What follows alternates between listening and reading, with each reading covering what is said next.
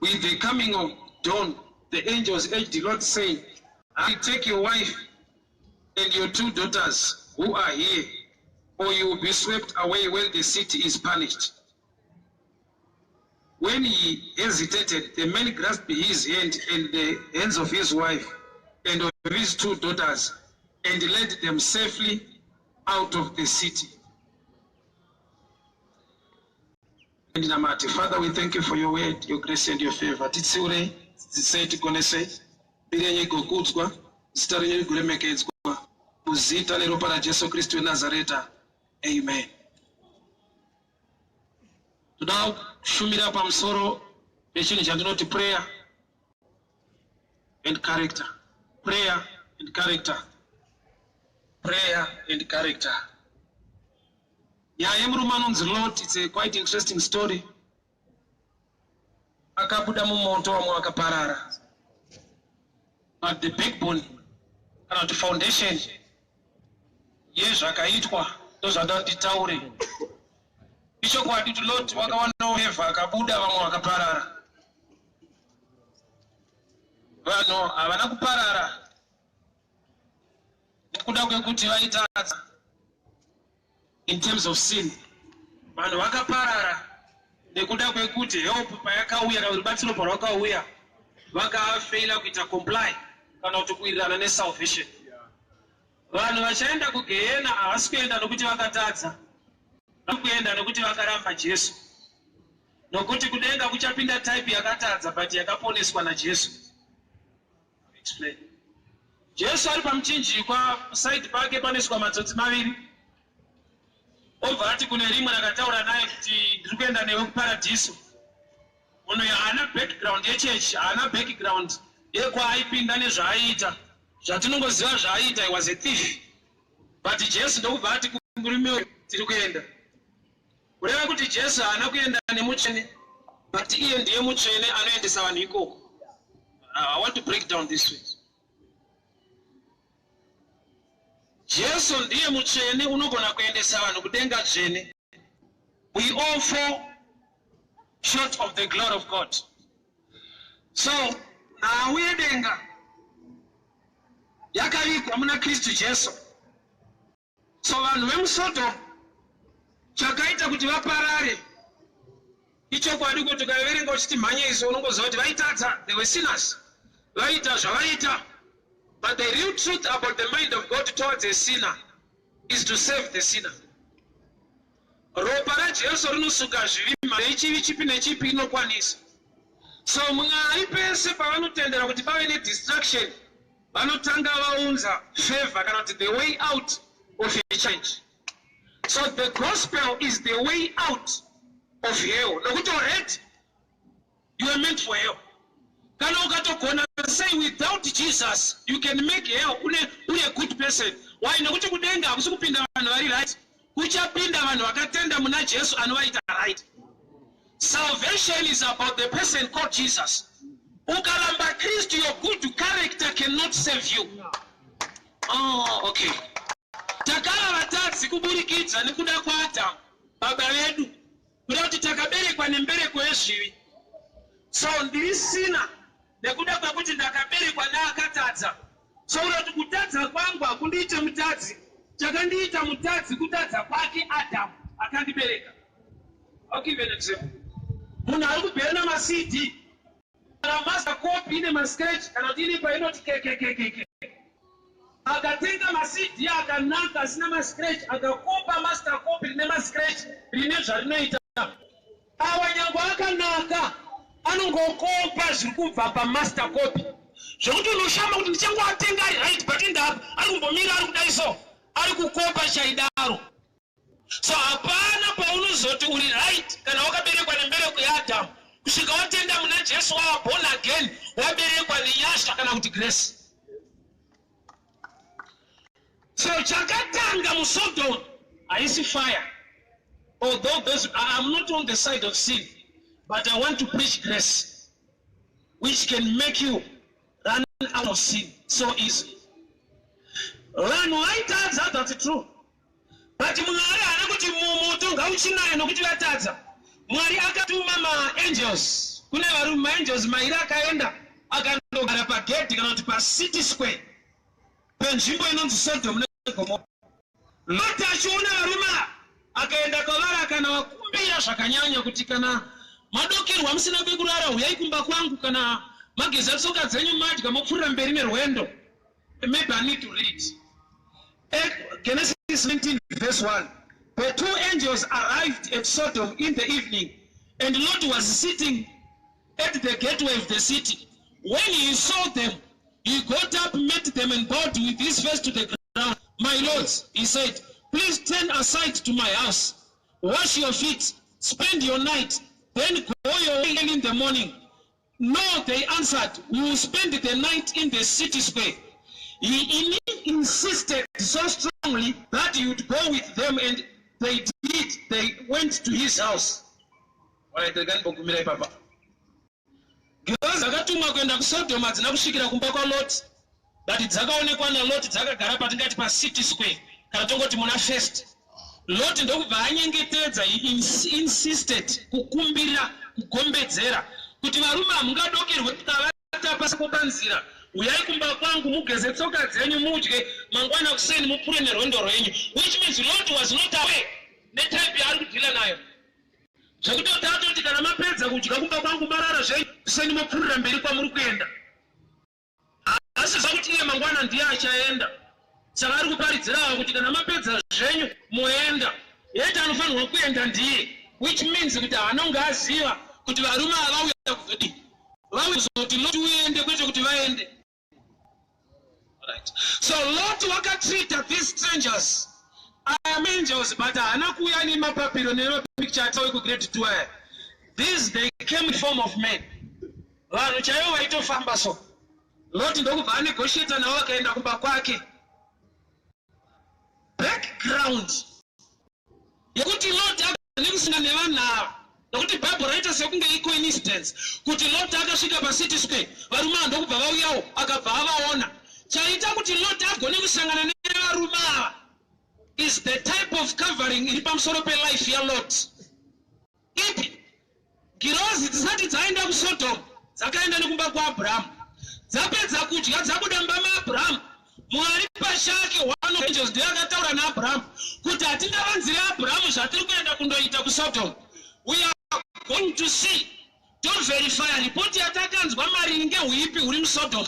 Abhurahamu ndokubva atanga kunegotiata, anonga paredza guta rese here kusanganisa nevanhu vakarurama, ko mukawana 50 Mwari vakatanga kunegotiata nemurume unonzi Abhurahamu. Kusvika Abhurahamu akasvika palevel yekuti ko mukawana 10, Abhurahamu aitoziva kuti zvandiri kuita izvi, I'm interceding for those who are okay, vasiri kuziva the calamity idavawira. An intercessor munhu anowana information, munhu anotambudzika nenhamo yacho asati aiwana. An intercessor munhu anogona kunamatira munhu aine place yekuti haachagona kunamata nesituation yamubata. So Abraham was a great intercessor.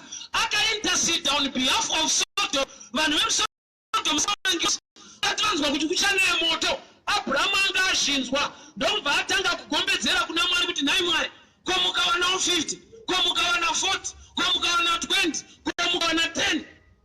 So there was intercession yakaitwa ndodzisati dzaenda muSodom. So chapa Lot kusangana nevarume ava in a way kuti he was related to Abraham. Kureva kuti prayer inenge ino minister better when you are related to God through Jesus. Relationship ya Lot na Abraham was the key yekuti Lot akusangana nema angels pa city square. Help me again. Pani zvinhu zvinomupenyu wakwete nekuda kwokera sei, but nekuda kwokuti wakaberekwa nani. Mwari vanoti kuna Abraham, mwana wako Ishmael nyangwe adzingwa pamba ndichamuita munhu mukuru, because he is your son. Chikonzero chakuti Mwari varangarire Ishmael mugwenga haasi machemero kana prayer. He was the son of Abraham. Though reason akatorwa naMwari kuti uyu ndichamurangarira because he is your son. Kureva kuti the covering upon Ishmael is Abraham. Saka akachema chinoita kuti Mwari vanzwe Ishmael is sonship kwete challenge. unoziva here kuti ukabva ukumba kune mazita anoremekedzwa munyika ukangosvikawo pane imwe nzvimbo unogona kungobatwa zvakanaka kwete nokuti wakanaka but wabva kune zita rinoremekedzwa panzvimbo yako. Mazita ari pamusoro pevanhu especially masenemu anoita kuti letse uri kupimba muzita anonzwa muti ndonzi Trymore chiyangu apanika. Mwari waburitsa zita rinotaura pamusoro pemaya ndakandane nhau dzekuramba warume kwanga kuti ndonzi Trymore chiyangu anobvunza kuti chiyangu auti adapinda ukazoti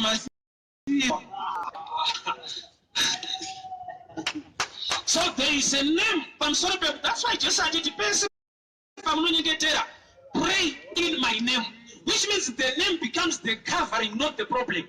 Kureva kuti Mwari respond to the name more than the challenge. Kureva kuti ukava a great challenge without the name of Jesus, your challenge haigoni kuaddress. Nokuti when God is about to answer your prayer, he checks the name. Ilo principle yekingdom kana kunyengetera pray in my name. Iye achiziva kuti tine edu mazita kanonzi Trymore but kunamata mojanu but pray in my name. Ane nhamo ndini but zita rikutaurwa ndari munhu asina nhamo. Ko rinotaurirwei? Iye ane covenant inoita kuti baba vagone kukurangarira. So Lord key number 1 yekuti agone kusangana nemaangels azive kuti he was a good guy. Although maybe he was a good guy, but one thing I know, he was under the grace or the covering of Abraham. Lord, which means he was following a man called by God, and automatically, Genesis 18, calling. He was not called, but you should tell me what you want in Abraham. So, nemombe dzaloti dzaiwanda iye asina kudanwa iye asina kubvira na Mwari. Why? By following Abraham akaita partake the grace of Abraham. Hallelujah.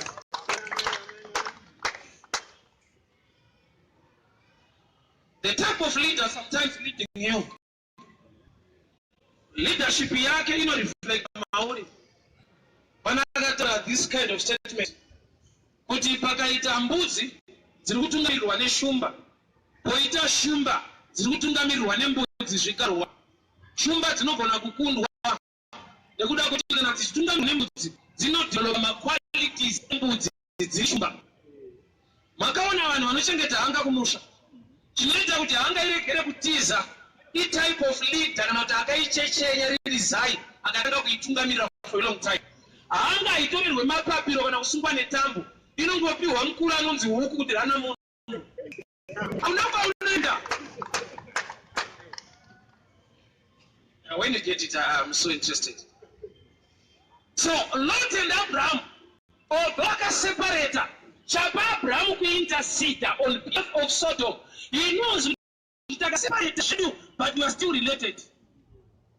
So secret yakuti Lot agone kusangana nevatumwa yanga iri pakuti the one angachiita intercede is related to him. Relationship matters most. Truly Lot was a good man, but I gonna kupotsana no opportunity kusangana na kuenda somewhere. But chakaita kuti abatika ari panzvimbo prayer Abraham is a great intercessor for Lot. Ndio yakaita kuti awanikwe ari mu right place. Do you know kuti kuna zvimwe zvinhu zviri kuitika nhasi mu life mako, not because you are a good man, but there are people praying for you and God is answering them. Especially I'm maybe testimony to you. There are things that happen to me, not because I'm praying for my preacher, but because my mother prays for me. Yeah. Wakala muna mato ama yungu kwa refunza teo kwa ngara yu wangu rishandure. Mwana mungu ndidana nukuta was prayerful. Mwalipa wakati dana somebody was praying for me, my mother. Yeah. The things you could later second waita like coincidence, but in your covering. Lot ukaona Ruth akuenda kumunda kwa Boaz. Asikuenda because of anything else. Alikuenda because Akatera and Naomi are related na Boaz. Which means marriage ya Ruth na Boaz aina inechebita ne beauty. That's why akatonzi enda usiku mumunda make unoona kutsoka dzake. Kurati kurorwa kwake kwakaronga murima. Why? You know, she's under the covering.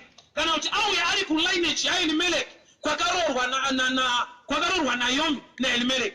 Nokuti ndi kinsman redeemer. Alifanu wakurora munhu auya na Naomi.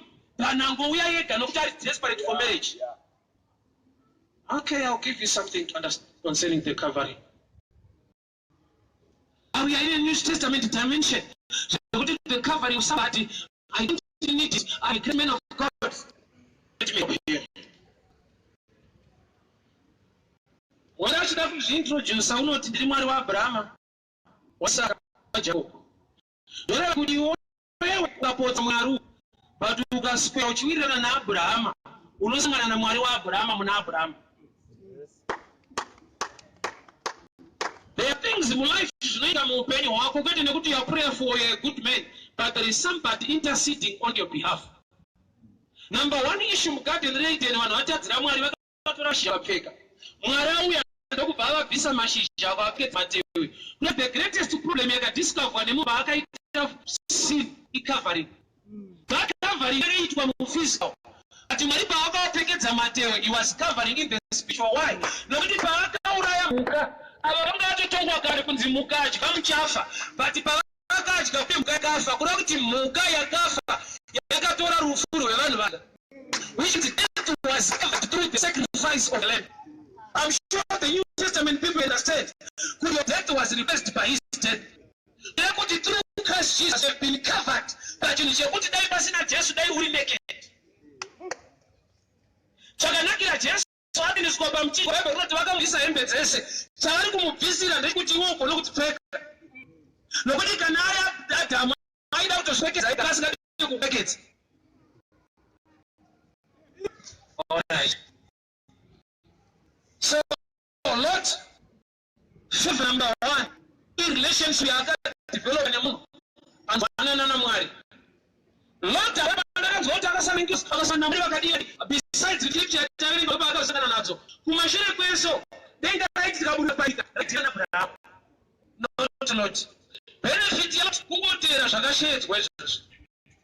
Letona bala dzibuda ikoko amundiadzi paiko bisita mko benoti bakatera zvake zvakatanga kufaya.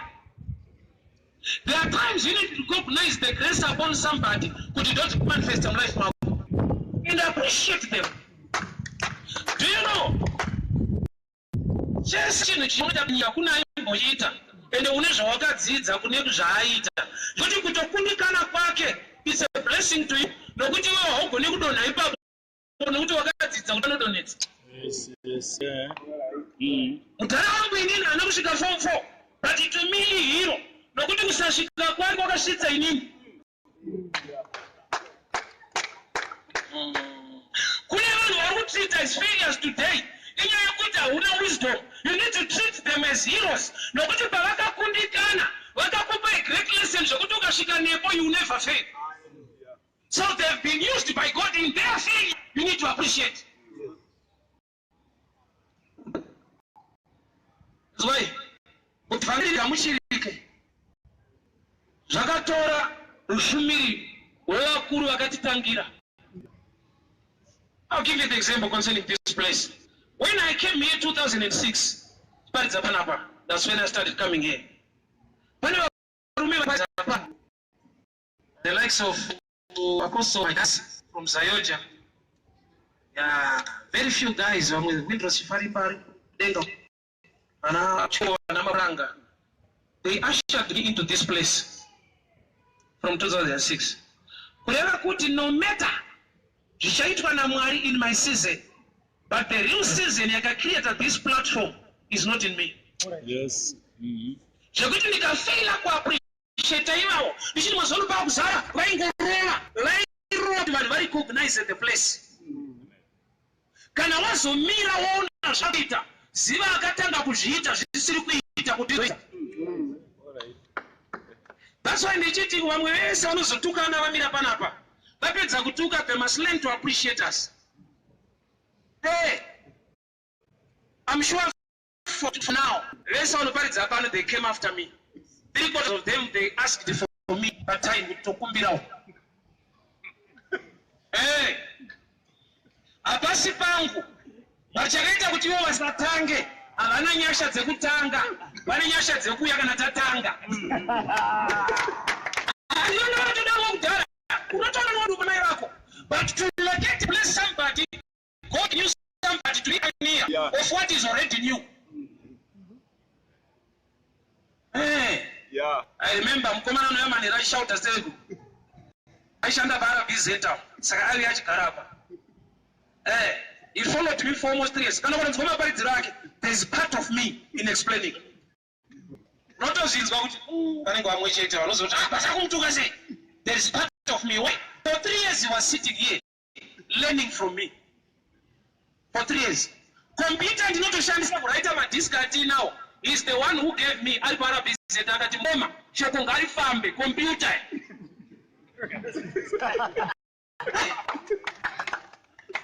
And it's not a gospel, and it's history, and it's serious. But one thing I want you to understand, you are a lot in Sodom, but there is an Abraham outside Sodom praying for you to make it. Do you know that there are some people who are anointed by God to be pioneers of certain things, although but there are some who suffered for such things to manifest.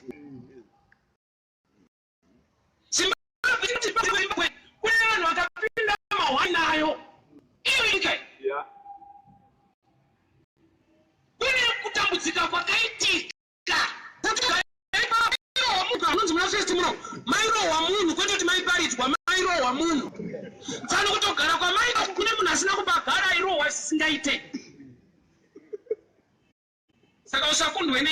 Remember my hero.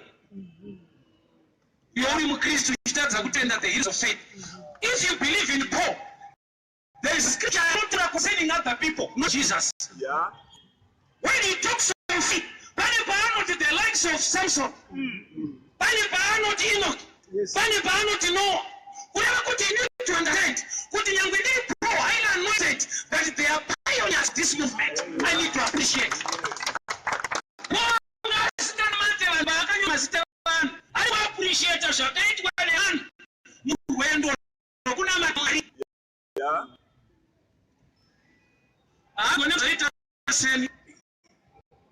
Yes, but we need to understand us.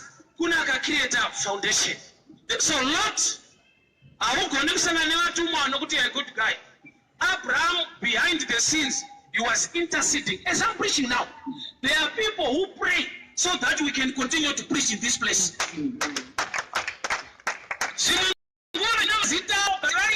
Yeah. So there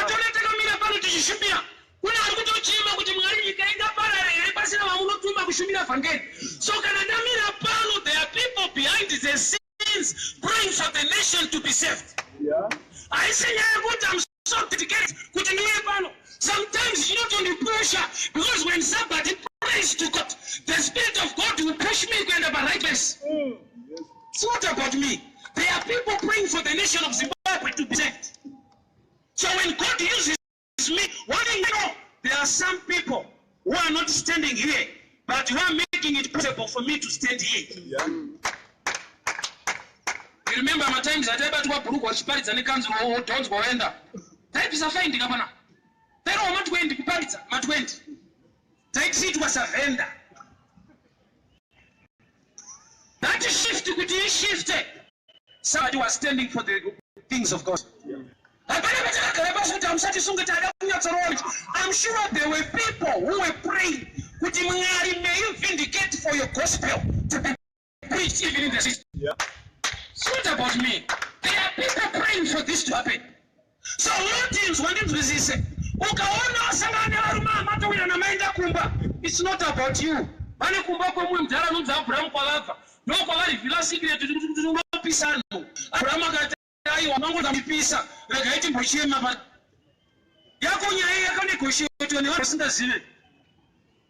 Yes. Can I go deeper this way? When I say out today, I see him. I may go back to Numbuya. Why not get a bullshit? I can't change your mind. I see doctor and Dumari. You want to use him? There are a back of the suicide. That's not to Burura Mayoko. I see him. There are things you could also show, but you need to thank God. Nobody behind the scenes, there is an Abraham intercity.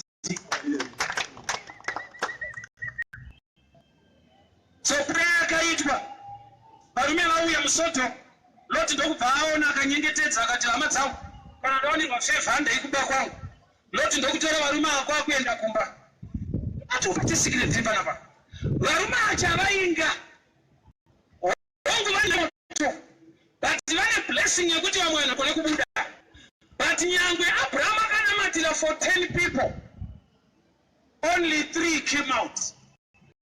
But prayer is so important, but the character matters most.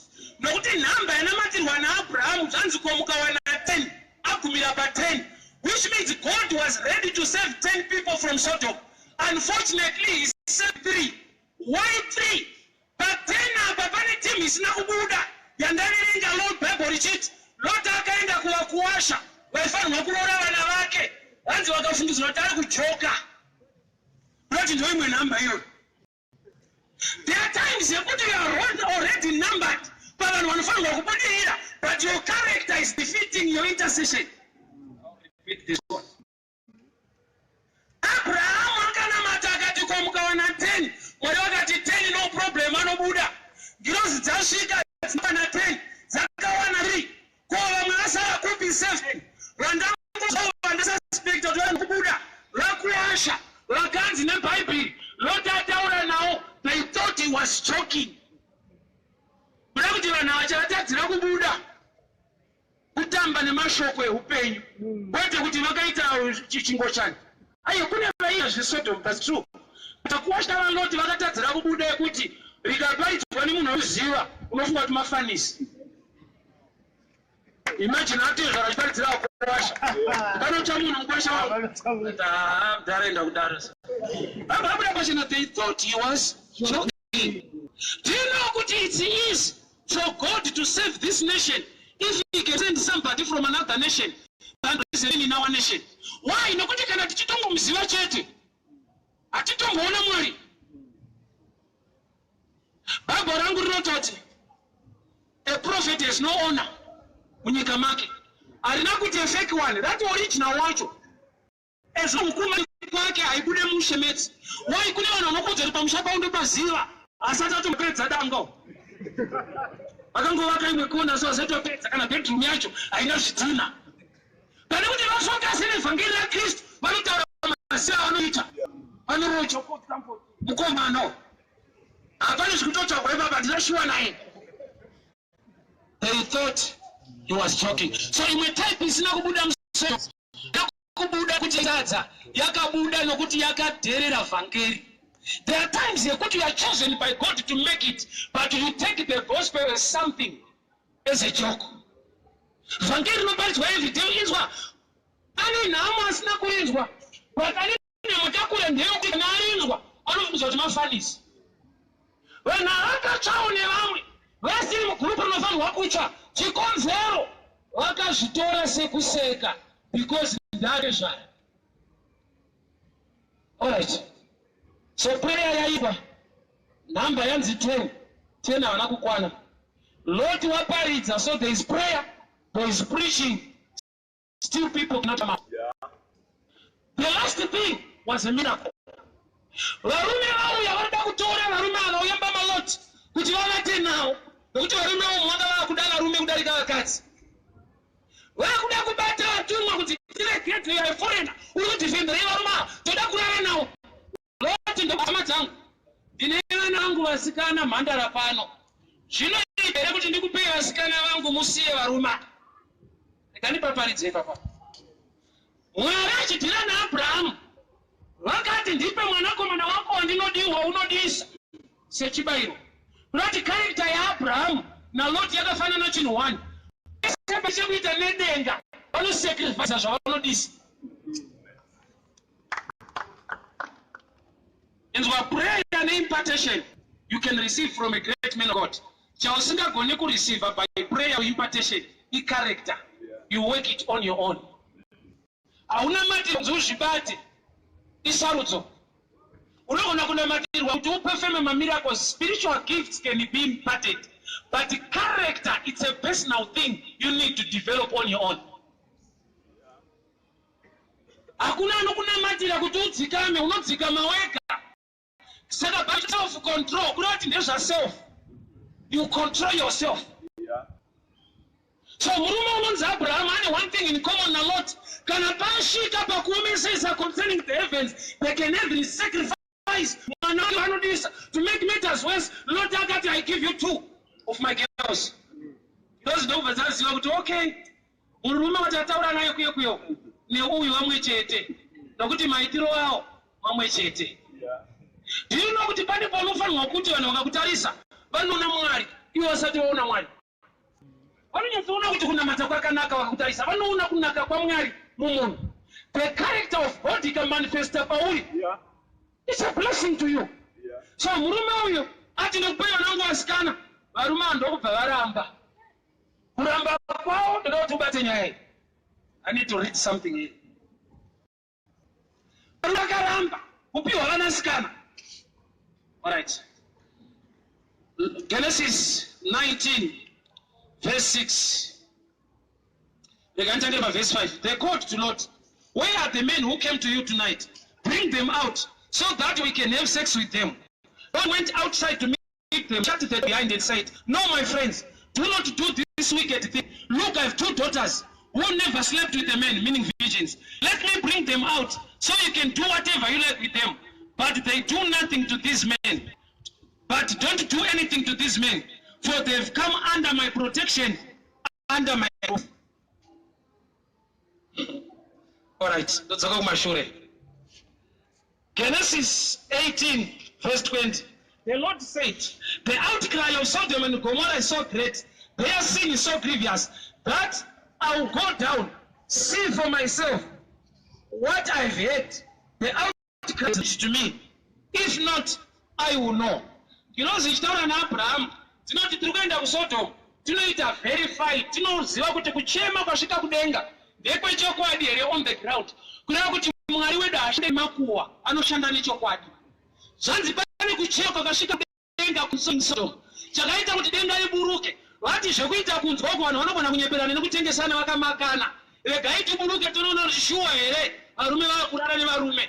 So pavakamwari ndokubva vatumira varume kuti abate shuwa kuti kuri kudiwa varume. So varume apa vakasvika vamba malot. Somebody is hearing me. Vasvika mba malot. Mutakati regai ndikupe vasikana vangu muvape navo musiye varume. Varume ndokubva vati hazviite tiri kuda varume ivavo. Kureva kuti denga ndopega varagona kupuruva kuti shuwa vanhu havari vakadzi vanoda varume. Nokuti Loti paakati ndokupai vanasikana vangu vakadzi vakaiwa kuda varume ivavo.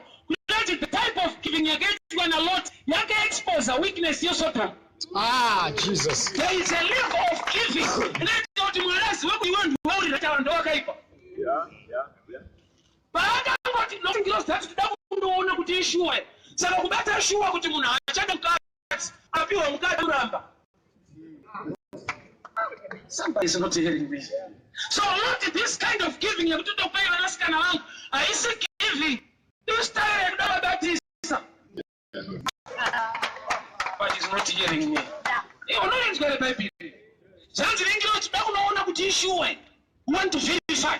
Takati pakati ndokuvanakana vangu. I'm sure anga singareveze. Ani changa pika in the spirit. Kuti ndoka mchabatwa ipapa.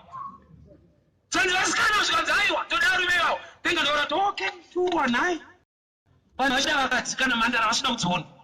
Zvanzi maangels vakoza varume vese vari kuita noisa to become blind. Nyangwe vakava blind vakatadza kupinda havana kutendeuka. Time danger mamiracles.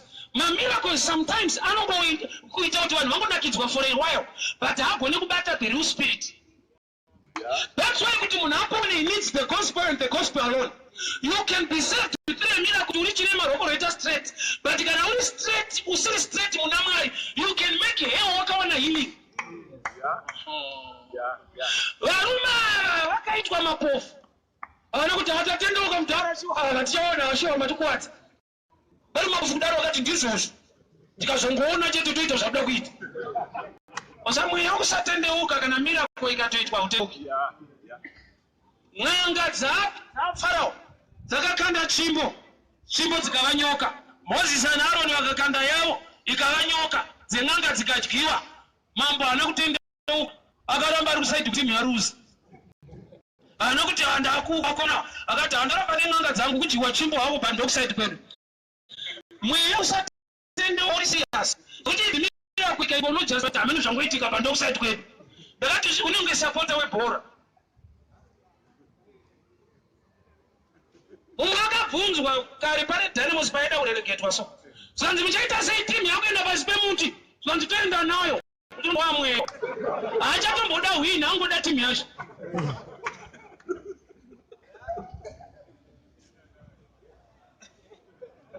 ipapa mdimbari ungomuvhiringa futi sorry ngori example so kare waisapotera maresults timu yako waisapotera maresults yaishaisa mfaro apa ndoiri kushaya pamushakisha ekungobata rese kuti tiite fruites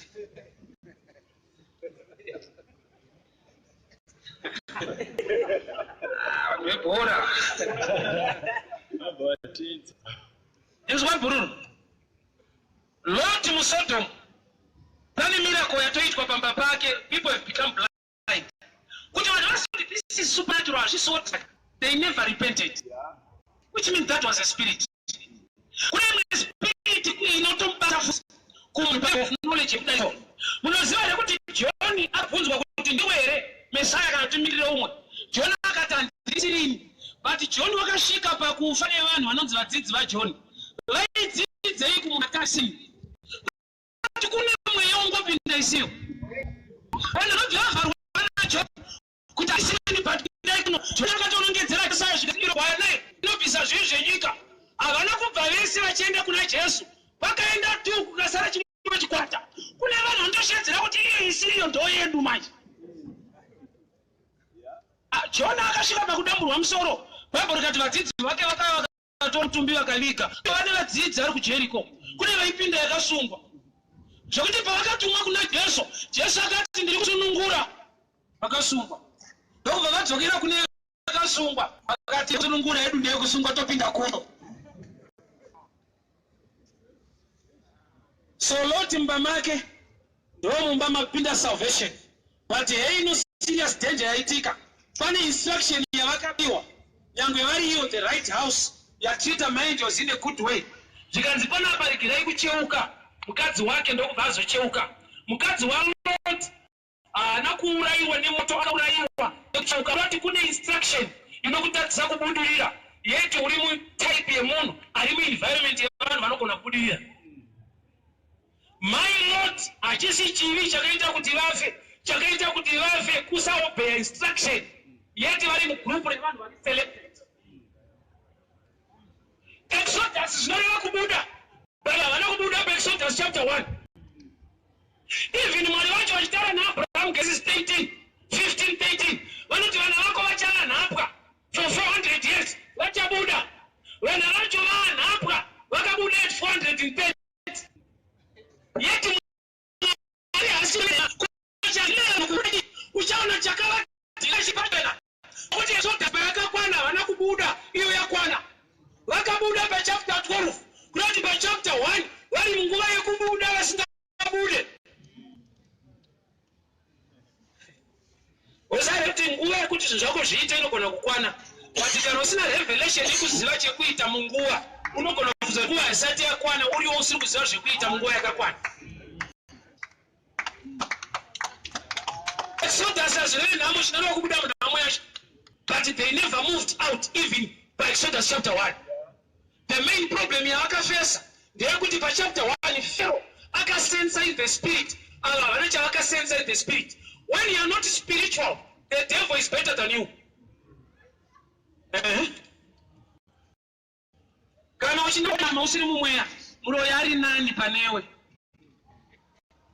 nokuti anogona kukutamba dzaanokutamba usiku iwe haunai kutamba battle yacho iri spiritual so secret iri papa ava havasi kuziva kuti tiri munguva yekubuda that's why mwari pavakati kuna Mozisi chienda kune negotiata naFaro kuti vanhu vangu vabude zvoreva kuti vanhu vacho vari kutoenjoya zvavo kushanda zvokuti Faro akakomplaina Mozisi kuti iye zvaringotaura kuti akunetswa kubasa kunoko vanga vakufungidzira kuti maworkers vari maslaves unomboziva kuti problem ikanyanya kubata kuti lifestyle. It's hard for you to come out of it because I see the problem yako, but you have a problem ma one. All right. Kune vanhu vanotanga vari munhamo, vapedzisira nhamo yacho, zvokuti kuti uivhise panonetsa utobvisa iwo. Do you know kuti kune imwe problem yekuti ukaita sensitive kana kuti culture, zvakaoma to break out of it. Pane kumwe kushaya unotora setsika. Pane imwe situation yekuti ukaijaira inoita rikunge ndo normal lifestyle. Isu tichikura tainzi kana makudya sadza mukageza maoko munombera modya. Bali kana muchidya nenyama kana makuda kuzononga futi nyama munombera. Kurati tanga tine respect nenyama. Yeti pautombera uchigeza maoko apo zvatopera. But nekuda kwepoverty nyama imwe level inotoda mamwe maoko. Soma matiri kuzviita so. Aisitsika inamo. Unozwa kuti kwatava kuenda kwayo kudi kudairirwa ka. Indaiti ndikangonhonga ndisina kukombera mufana wangu ainditengesa. Kuti anhonga anokombera. Saka ndakakura ndichita culture. Kusvika ndazodevelopa ndakutenga yangu nyama. Ndovanoti kuti aiwa ipoverty. Unogona kuitsika usina kukombera ina basa. Aishamisire unogona kusaombera utodya nyama. Kureva kuti munhu akakura musystem iyoyo, the poverty becomes culture. Saka uchiona definition kuti prosperity kuAfrica ichindipisa musoro. Saka vamufundisa vanoparidza kuti receive your house, vanoti atanga ndowepasi rino. Why? Nokuti vanofunidza kuti kuwakuva nepekugara kubudirira ikodzero. Ma-basic human rights haisi prosperity ma-rights. United Nations haitungamirire nevanhu vari spiritual, vanhu vanofunga. Vakati kuva nepekugara i-basic human right haisi prosperity. Waafrika wakati receive your house vatanga zvekubudirira, hakusi kubudirira. Ikodzero dzemunhu ari panyika. Enda unoenda mabhuku eUnited Nations. My human rights haisi prosperity.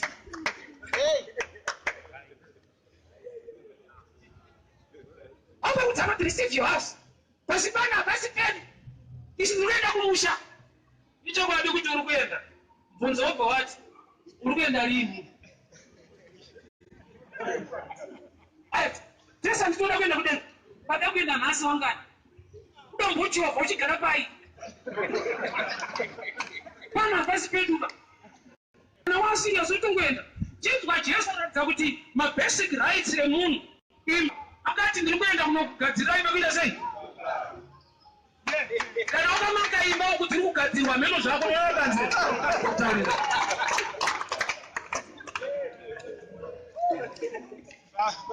Receive your house. Kudenga kwacho futi iriko receive your house. Ndiri kuno kugadzira pekugara.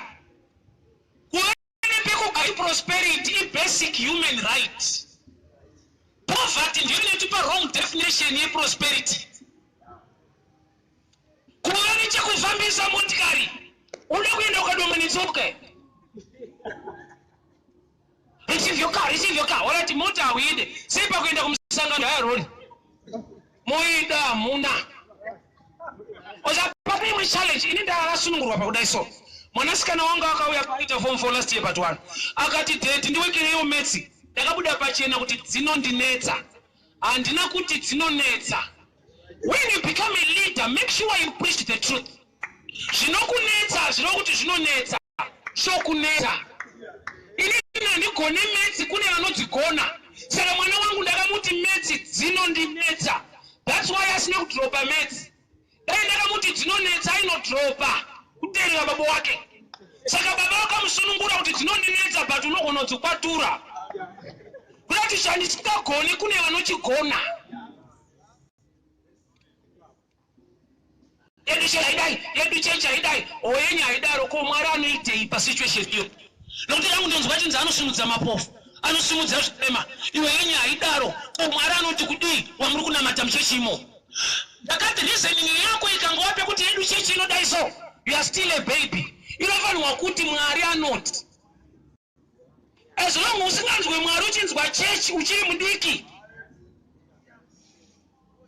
Unozati mukadzi weSamaria paakanyima Jesu mvura, haasiri akanyima Jesu mvura.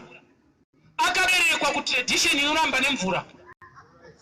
That's why akati maSamaria nemaJudha adyidzane kuti vakuru ndiko kunyimira history. Saka kana matauri muhistory Revelation maSamaria nemaJudha adyidzane kuda kuti ini ndakatoberekwawo kusaidhikwa kundozvatakakura tichiudzwa ndikatokupaida tochikorawo zvekwedu kureva kuti pachangu haisi decision yangu itradition yekwandopinda. There are a lot of people who are failing to do the things of God because of traditions. So that we can anoona ukaona munhu achiparidza so une chechi dzaunofungidzira kuti anopinda ende une dzaunotoramba kuti apinde iyo. Takatokura tichitoudzwa kunzi yakati inoparidza yakati chechi haiparidze.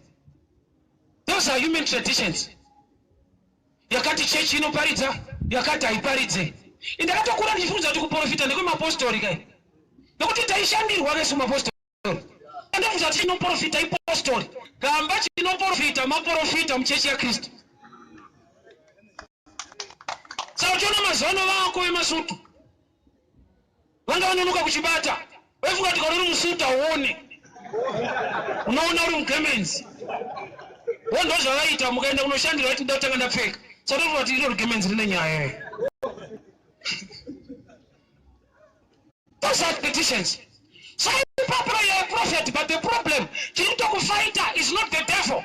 The system yekuchechi kwenyu haidi izvozvo. But Mwari wacho akakudana ada kuita newe izvozvo. It becomes a trend. maSamaria nemaJudha adyidzane vovati takamirira Mesaya ari kunyima Mesaya akamirira Mesaya. Saka unomunyimiriri wakamirira kutopinda havadi. So there are times kuti Mwari vada kushanda newe but iwewe nyamuchida kwakapinda manje the system yakakutrepa haidi. Osa ndakakura ndichifungidzira kuti kuva murungu improvement kubva pamunhu mutema. Gamba munhu mutema uri last level yemunhu akatosikwa haimprove kuita murungu atori munhu pachake zvaari.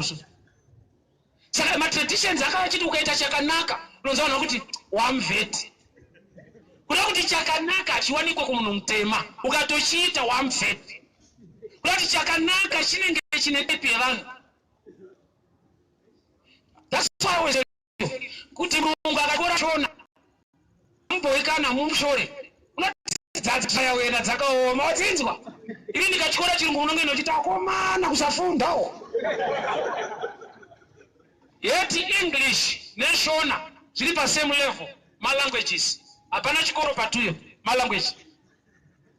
Saka uchiona ndakamusana nemumwe mufrench kamuvheti asingagoni English ndakatofunda kuti murungu asingagone chirungu ndopanekazva kuti chatiri kuti chirungu kwatiri kumafrench chirungu chifrench.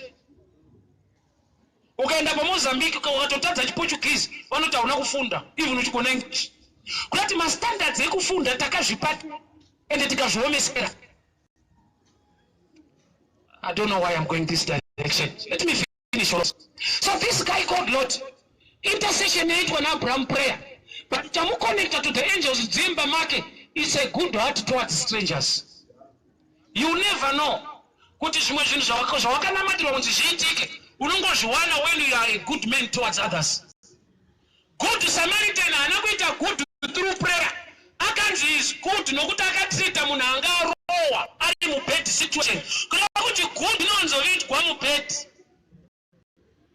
Munhu akapondwa akabatsirwa amubatsira ndokubva anzi good Samaritan nokuti akabatsirwa mubad situation kureva kuti good yako iri mukutrita the bad yevanhu. Prayer is good. Prayer without character is very dangerous. Haina result. Matthew 6 verse 6. When you pray pindai pakavanda muvhareto Mwari anoona zvamunoita uchakuropafadzai. The God who sees not hears, yet you are praying, God is not hearing. That's a dangerous verse. When you pray, the God who sees. Paunonyengetera Mwari anoona. Kunyengeta kutauraka iye anoonei iwo chitaura anofanirwa kunzwa. Mwari ndopa vakandipa zembo iri simple kuti pese paunopfimba musikana adhiri zvaanzwa seke anotarisa chiri kutaura ichi unorambirwa wabhande taura muchato wakanaka chaizvo. Anoona kuti bhande iri suspect ari kunyepa uyu. Anoona kuti akupindure.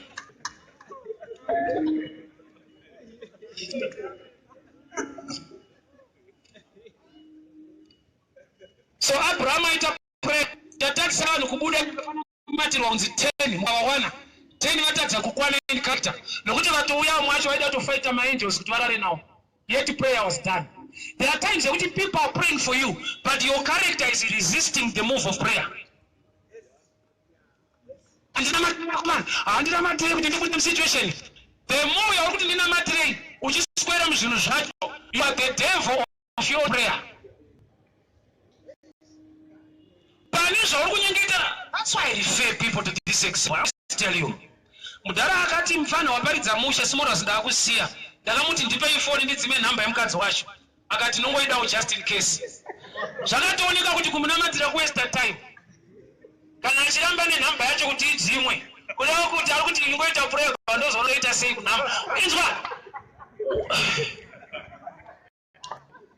Ora basha. Zita yangu kuti mukaona Lot, mukaona mukadzi wake, mukaona vana vake. The prayer was a general prayer. Yakato start on 50 ikasvika pa 10. But no matter, Abraham is a great man of God. Wokuti akaita prayer God hears. Akaita prayer but 10 havana kusvikwa. No matter who prays for you, your character determines the outcome of the prayer. Akanzwa Jesu achita aporesa munhu oti kutenda kwako, which means problem a percentage yekuti zvinhu zvifine. Jesu aidi kuti wazviona ndine power, hapana chinoramba. Zvakaramba. Ine ndakambonzwa song imwe iri dangerous. I love musicians, I love the guy. But song yake iri trick pakudai so. Panikaira mshara. Zanzi kana act inayo atingakundwi. Makamboinzwa song iyoyo. Which is a wrong song according to Samuel 1. Nokuti Bible not areka yakatorwa. Yakabvuwa nevaFilistia. Often na Philistine wakafa. Saka song ngiti kana tinareka atikundwe iri wrong. And nakumumaka muimbi ndango correcta not pani teaching iripo. Areka yakafana ne wristband. Yakafana ne anointed mantles atinopiwa kumachechi. Those things are real, they work. But here is a challenge. Atakura areka kana shihura pa church ari Hofni na Phineas inobvutwa. Areka haidifere mombwe. Which means the character of the one king, the ark, determines the result. Not the ark. Areka yakabvutwa. Vanhu vakaruza. Kana areka tayo atikundwe nokuti vanesu unorohwa varipo. Baba vakaudzwa muchechi kuti Hofni na Phineas vafa. Areka yaenda. Kuyo ya areka yabvutwa sei? To prove to you kuti chaitatisa areka kuwina. Aisinya kuti vaFilistia vanga vane power. Ichaipewa vafundisi vakavatakura areka. Why? Nokuti areka payakaenda kuvaFilistia yakatanga kurova vanhu ikoko. Yakatotanga kuuraya chimwari chidhabhori muchechi mevaFilistia. Ikaburiswa muchechi macho. Ikatanga kupa vanhu mamota. Vanhu vakatanga kurwara. Ikatanga kuuraya vanhu. Vanhu vakatanga kufa. Vakaidzorera. Yega inorwa. But ikatakurwa neimwe type inoruza. Inga Bible. The ark represents the power of God is powerful, but the danger is who is carrying the ark. Abraham is a great man of God. He prayed for people to come out 10, and there are not 1 or 10, only 3. And about 3 pacho, there were 4, but about 4 pacho, only 3 came out. Why? There are times they put in my instruction, you all reports about, but people pray for you. That's why you need prayer. You need knowledge. Only prayerful, acquire knowledge. Hauna substitute ignorance ne prayer.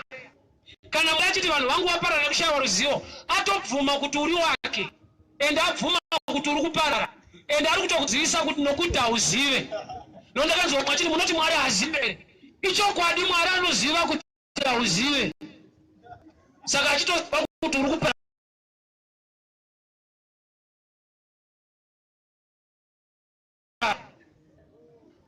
The great prayer.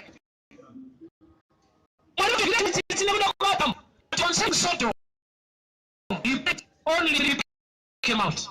But the character of the one prayer, they are not my effect. of the one anointing with the anointed effects. The only people in the but it's not current.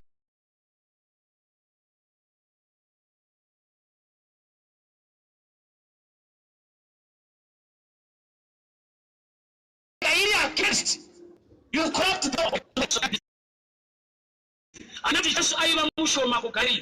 He remained mighty and powerful, but the sons I did in one environment operate. Shorama remained build a tomba, he couldn't be again the move. Could the environment affects the effects of the city? Shokumu email. He can the Panakunaka, repay results. Shokuti Unano of Nakunaka Gambati.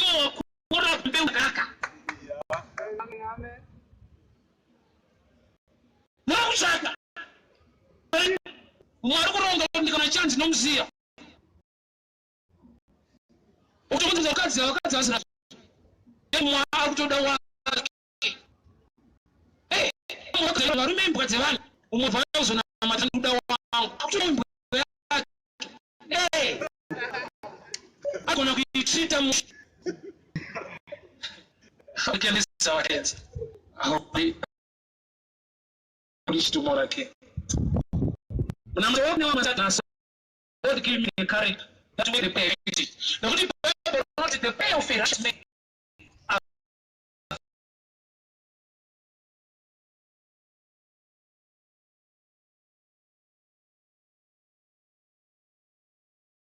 Fail it much. When the prayer of the too much capacity, to look at the prayer is the character of the men. We pray. Let's pray. Father, we thank you for your word. We pray, my God, for this your cover. Yeah, Shazay, man. But remember, Ripano Jehovah, Matzmai Ripano man. Help us to develop a good character. Help us to walk in the fear of the Lord. Shokorenyu, domwenje patsoka dzedu. Tutungamirire patinotsikane kufamba. Tiregere kurarama upenyu hunokunyangadzai Mwari. Tibatsirewo mweya mutsvene. Mifungo yewakaipa iregere kutora ushindariro dzedu. Zvatinobata Mwari zviregere kukunyangadzai. Mwari kana taakupinda mune zvinonyangadzai imi Jehovah.